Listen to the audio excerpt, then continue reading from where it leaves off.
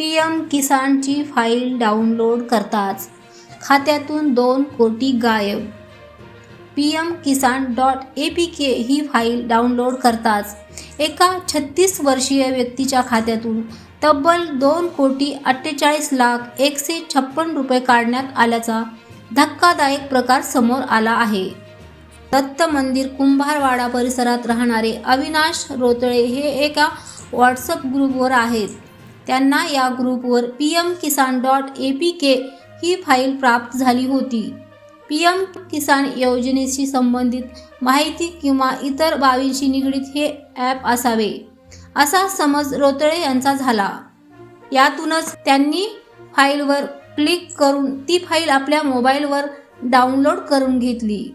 त्यानंतर हे ॲप त्यांनी रीतसर इन्स्टॉल देखील केले. त्यानंतर काही वेळातच भामट्यांनी मोबाईलवर ताबा मिळवून त्यांच्या खात्यातून रक्कम दुसऱ्या खात्यात वळवली.